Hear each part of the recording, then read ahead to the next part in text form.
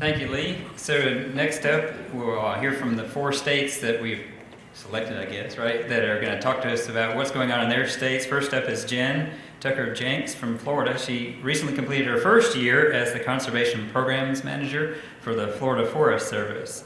And in this capacity, she coordinates Florida's Forest Stewardship Program and other assistance programs for private landowners.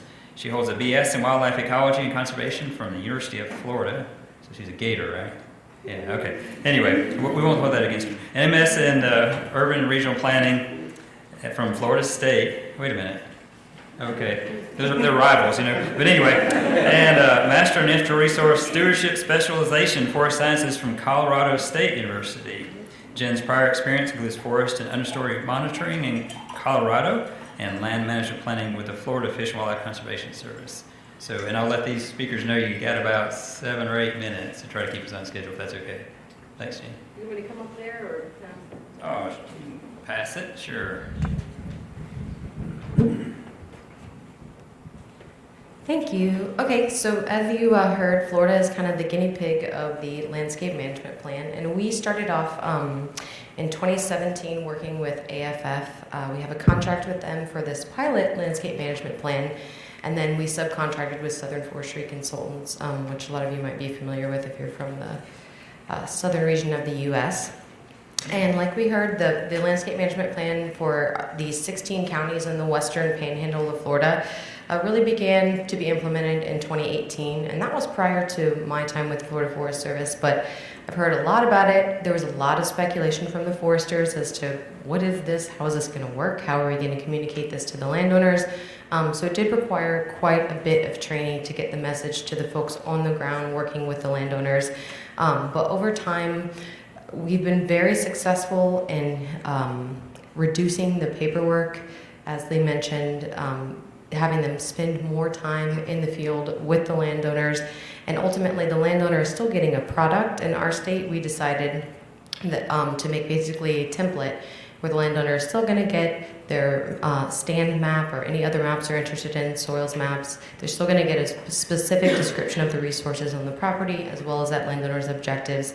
And then the forester tiers back into the landscape management plan and references specific section based on the silviculture needs of the property, management needs, as well as the forest type. And our panhandle plan is divided by dominant forest types in the panhandle.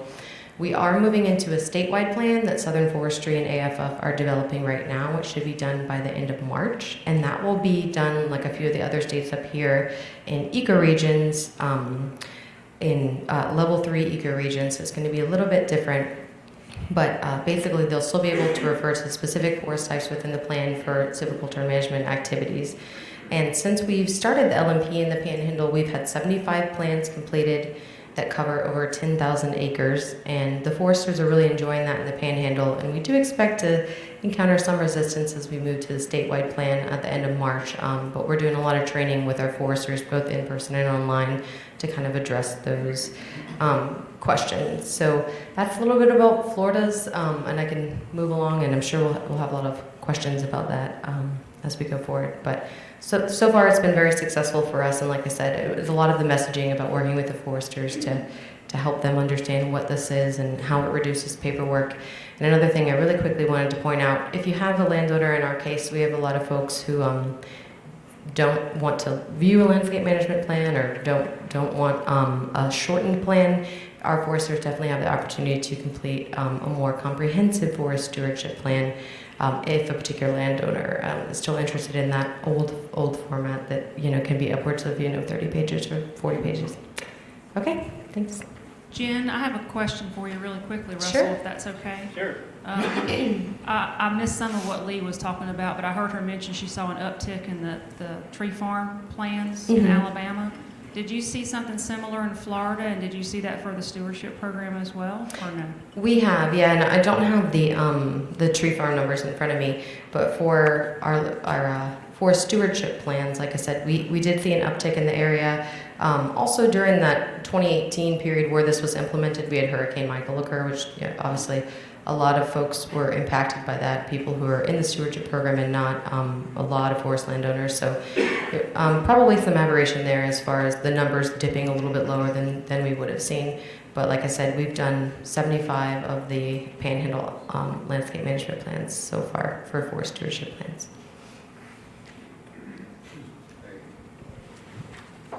Thank you. All right, we hope to have a little bit of time at the end for some questions too, but yeah, certainly okay, Linda, jump in there. So next up is Chisolm Beckham, who works with me with the South Carolina Forestry Commission. He's our rural forestry program manager, and he heads up our forest renewal program, which is a reforestation cost share program funded with state and forest industry dollars. And he also, of course, is the forest stewardship program coordinator for our agency.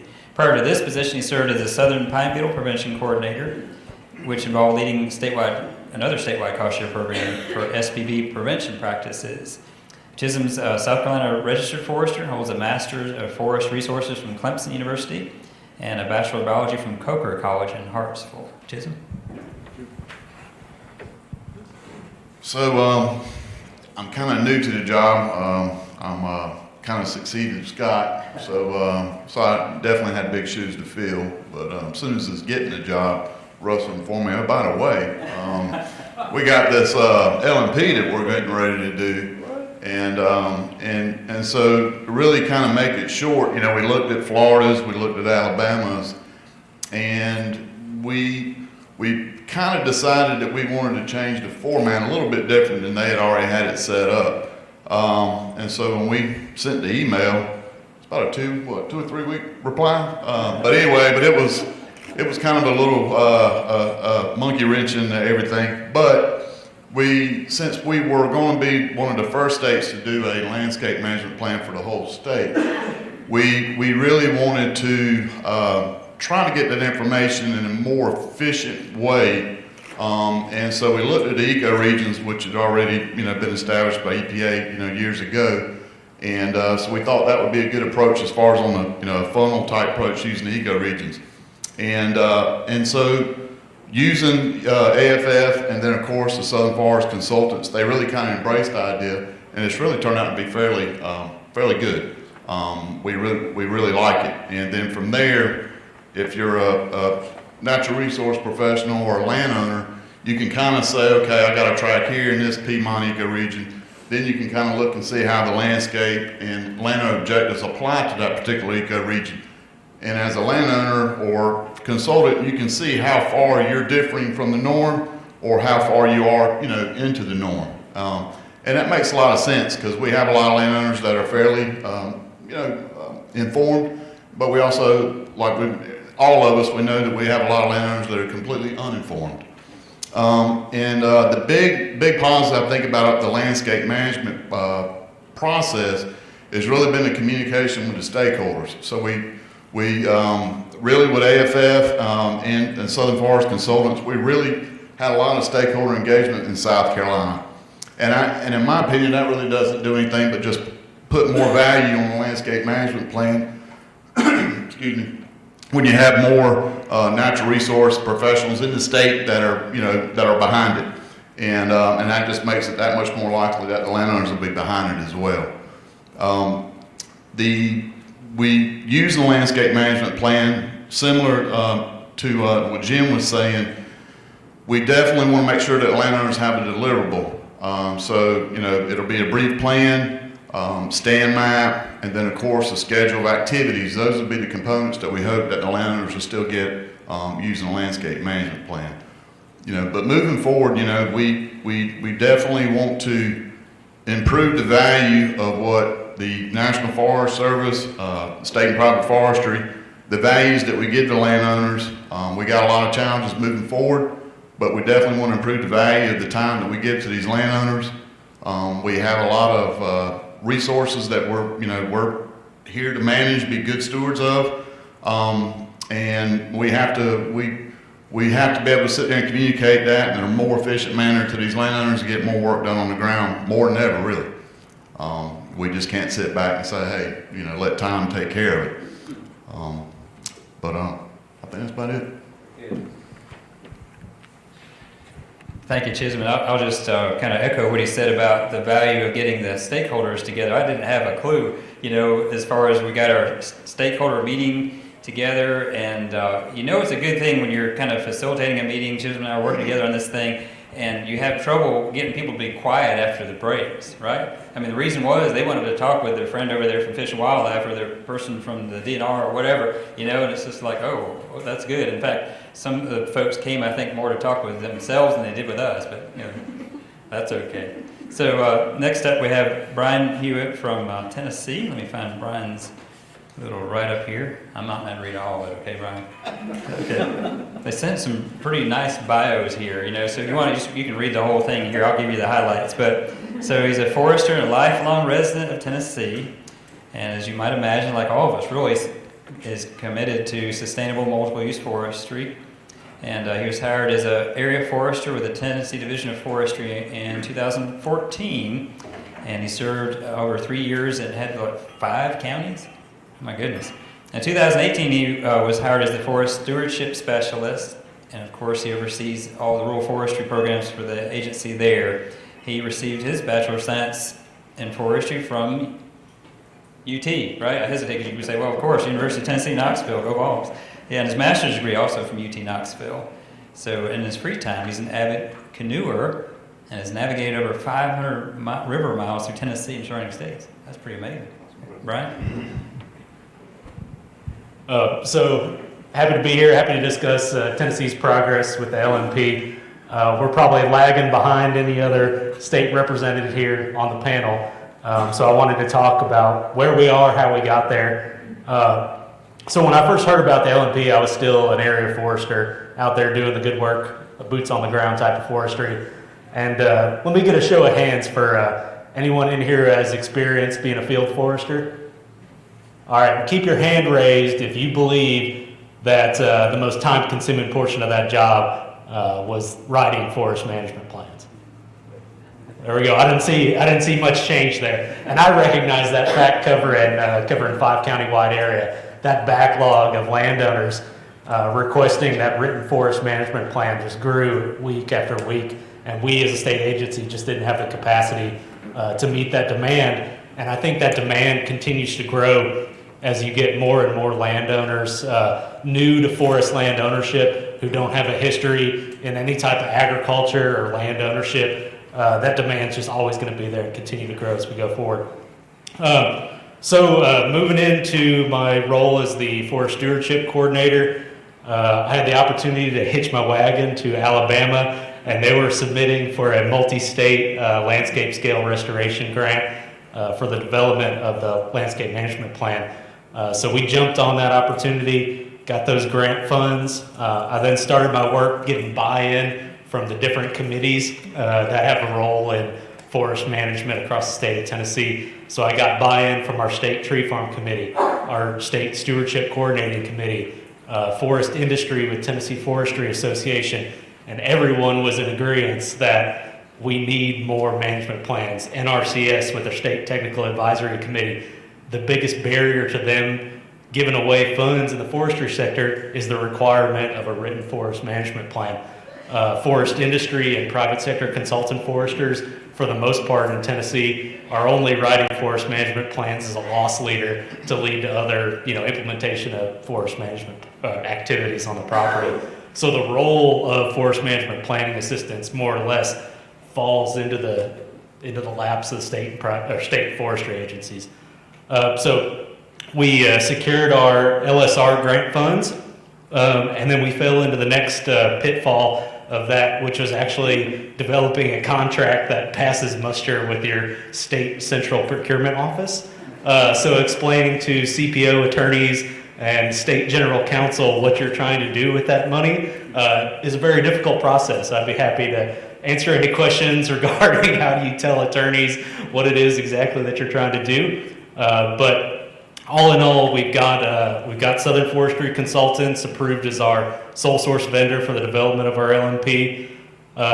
We've got the contract out to them, we got that signed, and we've got a start date of March 1. And that's as far as we've gotten this far. Very good. Thank you, Brian. So next up is Mark McClellan from just south of here, Georgia. Not far, right? Not far at all. So he has over 22 years of experience with the Georgia Forestry Commission. He served as an FIA forester, a field forester, chief ranger, specialist in community forestry, most recently as the stewardship coordinator. He's based out of Darien, Georgia. Anybody know where Darien is? Oh, yeah, how about that? Lynn knows. And Mark's primary focus is to provide education and sound management practices throughout our great state, his great state, the great state of Georgia. How about that? So without further ado, Mark. Thank you. So I started my position in July of 2018, and Buford kind of passed the torch to me, so to speak. And is you do this, this, and this, and the last thing he says, "Oh yeah, be thinking about a landscape management plan." I'm like, what the hell is a landscape management? But so the next 6 months, I've spent wrapping my head around a landscape management plan. I met with Chisolm, I met with Jen, many conversations with Leigh. She helped me out tremendously, and we decided we partnered with Austin Carroll. Since he'd been writing the plans for the other states, I mean, want to reinvent the wheel, so we decided to go with Southern Forestry Consultants, and that was a good move.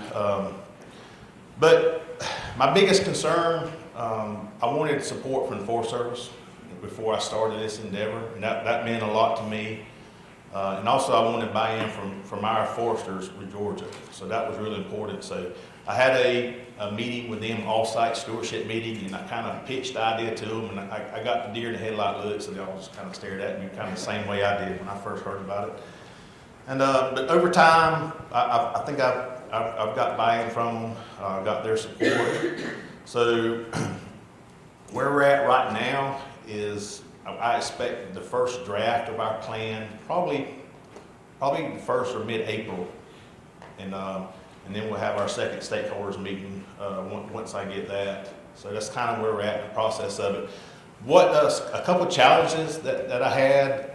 First, we have a really strong Sentinel landscape partnership in the state of Georgia. We've got 2 military bases, Fort Benning and Fort Stewart, and our Sentinel landscape is kind of how we manage the boundaries of those military bases, and kind of helps with encroachments and things like that. And we use tools, stewardship plans, easements, all kind of tools to work with these landowners surrounding the bases. So I wanted a real strong showing in my plan for Sentinel landscapes. So I worked with Austin and his team on doing that. The other one was, and Jen kind of mentioned it, we had a storm come through Florida and Georgia last year, Hurricane Michael. It done over almost $1.2 billion worth of damage to timber. That was our timber loss, estimated timber loss. So, that had a big impact on how our forest resiliency. So I put a big, strong showing, or wanted a strong showing in our plan with forest resiliency. And we're working on that right now. And we've got several references in there, how to manage timber, how to post-storm, a lot of tax incentive stuff, so landowners can reference that material, as far as in relation to storms. So I'm excited about it. I'm expecting big things, and my main goal is to, like the rest of us, is to help our foresters spend time on the ground with landowners.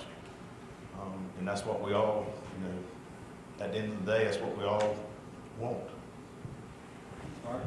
So we do have some time for questions. We got one right there. Lynn, you want to pass her the mic? I have a question. It's concerning the landowners that have the smaller plans attached to the landscape scale plan.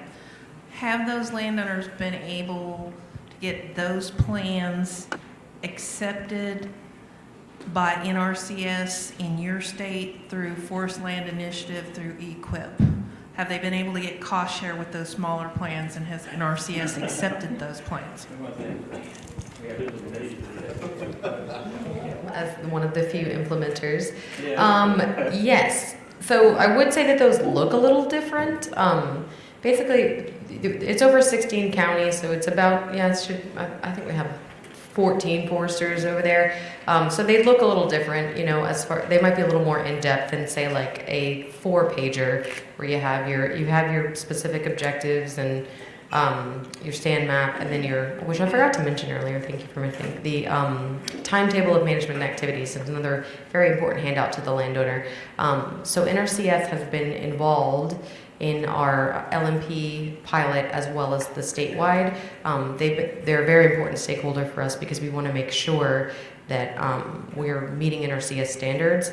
And there was some discussion of referring to their specific practice codes in our statewide plan, and that has not happened. But yes, they are able to use the LMP. It's just to sort of substitute for their CAP 106 or other plans.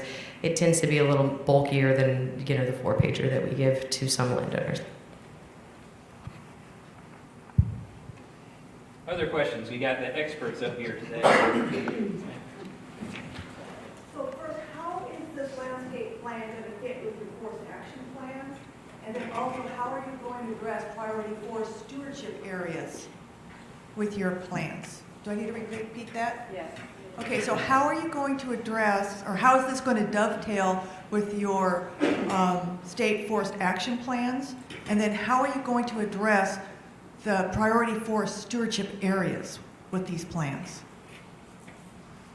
I guess that's more for our state folks. I'll take a first stab at it because Chisolm and I are working very close on both of those, especially the forest action plan. That's kind of on me right now, but so it's actually helped me kind of selfishly, you know, as Chisolm was primary lead, I guess you might say, on the LMP, and we're working together on this thing, and I'm listening really closely to what the stakeholders are telling me in that landscape management plan stakeholder meeting, and where do they think things need to happen on the ground, you know, and all that kind of, what are the issues which we're identifying in the forest action plan or revising, and, you know, all that stuff goes into the mix. And we're really hitting the ground running now in the forest action plan part. The priority layers, I think you have some thoughts on that, Chisolm, or, okay, one second. So we're really kind of, you know, the same stakeholders that we use developing the LMP will be the majority of the same stakeholders for the forest action plan. So exactly, so there's a lot of overlap, and most definitely you want to have similar objectives for both. The forest action plan may be kind of the 30,000-foot view as far as on what to do for the state. The landscape management plan may be from basically from the forester or from the landowner perspective that's helping accomplish the forest action plan. So we would hope that they're working together. As far as the priority areas for the forest action plan, it'll be a nice, pretty raster image that hopefully will incorporate all of the priorities of the stakeholders that are involved in both the LMP and the forest action plan. And then as far as on the forest stewardship priority areas in the state, what we've done fairly just recently, using the 2014 Conserve Working Forest priority areas, we actually prioritize all of the parcels in South Carolina. So we prioritize on if it was 50% more priority areas within a parcel, then the whole parcel was priority. So those are kind of the things that we're thinking about moving forward in the state, using both the same stakeholders with the forest action plan and the LMP, and prioritizing the acres on a raster level as far as on the whole state forest action plan, and then for forest stewardship would be on a parcel basis. Anybody else? All right, other questions?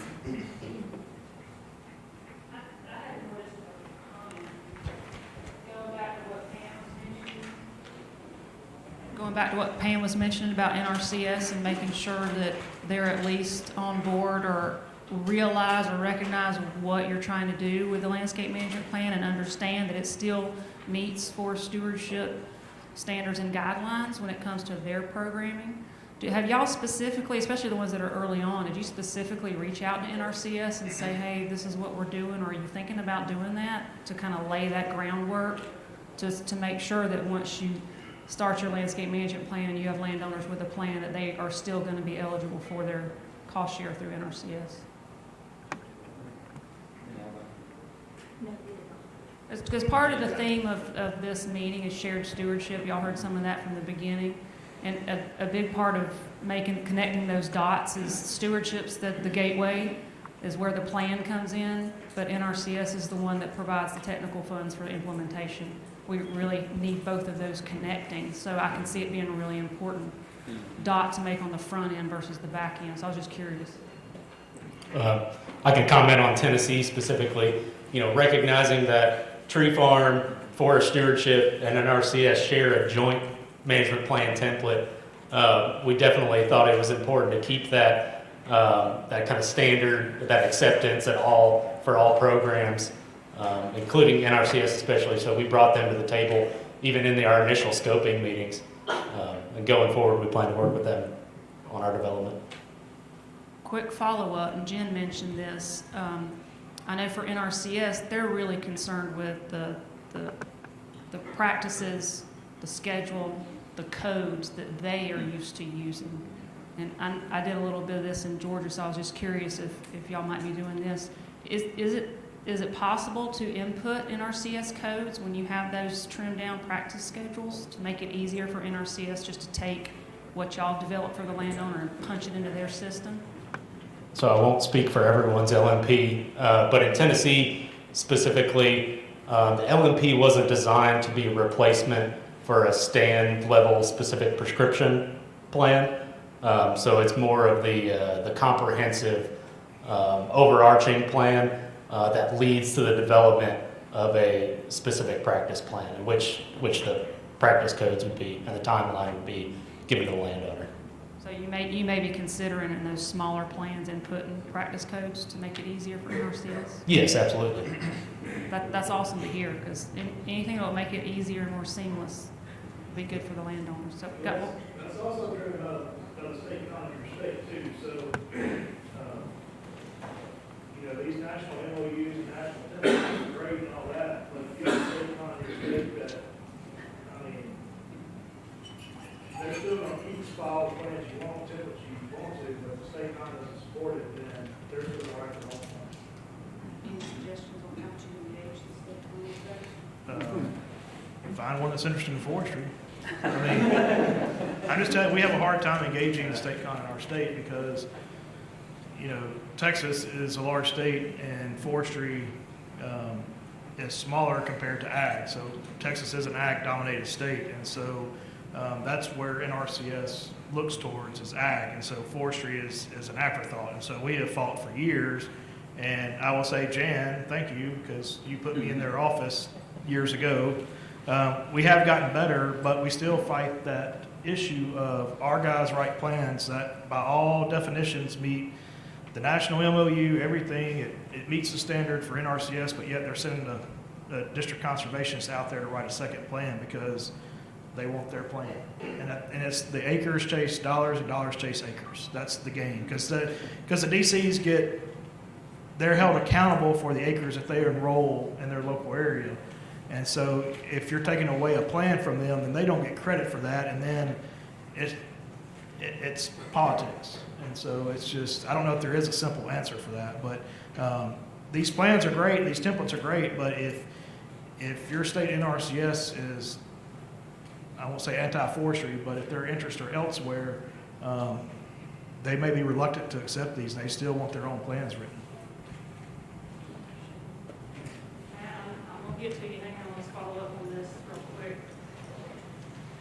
So I have a comment on that, and I don't mean to put my staff on point here, but I understand recently that NASF is contracting or is about to contract with NRCS to get a liaison between National State Foresters and National NRCS to deal with some of these things where your relationships with state cons, state to state, are not necessarily consistent or as described by our friend from Texas. So we're trying. I know that the state foresters are trying. I think NASF staff at the headquarters level is going to go up by 3 people. One of the 3 people is to be a liaison to NRCS to deal with the very thing that you mentioned. So I don't know if it'll work, but they've identified this as an issue, and it's being underwritten by NRCS dollars. That's right.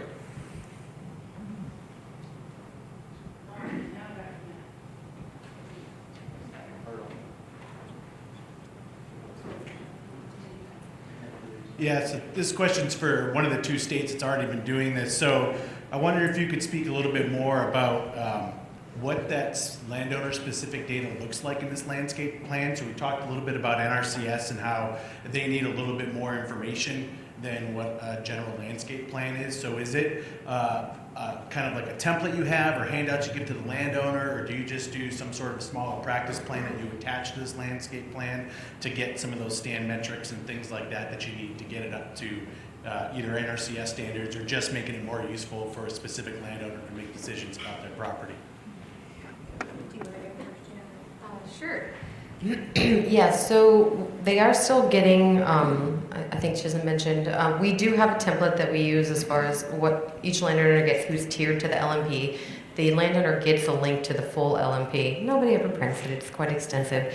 And then depending on how interested they are or how knowledgeable they are, they're welcome to go peruse that, and they can download data, they can do whatever they want there. But the physical things that they get are still their maps, their activity schedule, which we'd like to be a little more detailed. And then that tends to reference specific sections of the LMP. As Lynn mentioned earlier, it's very easy for them to input whatever they want in that as far as the activity codes for NRCS. So they're still getting, like 4 or 5 pages up to 10 pages, depending on how specific it needs to be. And then we still have all the spatial data for that. So that still gets collected and reported to us, and that goes into SMART. And so, as Lynn mentioned, with the modernization effort going on, we're still going to keep track of all of that, and we'll be getting more credit for these EQIP plans, NRCS plans, ag plans under the new system than we previously would. And we have been keeping track of those already. So Florida's excited to see some changes. That we do a lot of ag exemption plans in Florida. So we're excited to get a little more credit for those too. Hopefully that answered. Thanks. We have a few more minutes. Anybody else? Oh, Yes, I was wondering, are you running into any privacy issues with any of these landowners? And then also targeting the landowners. Are you using any different tools, any mechanisms? Yes, you have these plans, but you haven't probably reached every single landowner in that area that maybe you would like to. Are you looking at new tools or any different tools to target those landowners? So a privacy question, are you having any problems with privacy with these landowners? And then are you doing anything or using any new tools to target the landowners? So first on the privacy issue, that the landowner information is not publicly available. So whether it goes, in forest stewardship or in tree farm, that is really housed within that program. And to my knowledge, none of these programs, put this information out so any landowner specific information is not publicly available. So no, it's not a privacy issue. The second on outreach, and I can't speak for the states, but I can speak for American Forest Foundation. So we've started several new outreach programs, and it's been funded and based off some conservation work that has gone on. So we're targeting landowners within key conservation areas. And we're starting to use a social media based platform called Woods Camp. Wherein we advertise to landowners. Someone way smarter than me writes an algorithm on social media sites to target people within specific areas, and the advertisement looks something like, do you want to know more about your land? And then they can click on that link. It can then take them to where they can say, hey, I'd like to talk to a forester on the phone, or I'd like to meet with a forester on the ground. So AFF is taking a real proactive role, and we've seen great success with that. So the first year that we implemented these 2 landscape management plans in Florida and Alabama, we also launched a pilot project with this web-based approach with Woods Camp. And both states saw a huge influx of just landowners asking questions and engaging. And so it went from like 70,000 clicked the link to 20,000 actually went on to look up more information. And then 1,700 of those said, yes, I'd like to talk to someone. And then out of those, it wound up being about 300 that actually then requested a visit with a natural resource professional. So we have seen some success. And then what happens to those landowners beyond that, time will tell. We'll see, do those landowners take conservation action on the ground? Do they enroll in tree farm? Do they, how far do they go forward after this visit? So. Maybe have time for one more. Any more questions for the panel? All right. Well, thank y'all very much for sharing your state, where you are within your state. We really appreciate y'all's perspective. And thank you, Leigh, for coming and setting the groundwork for all of that. Russell, you have anything to follow up?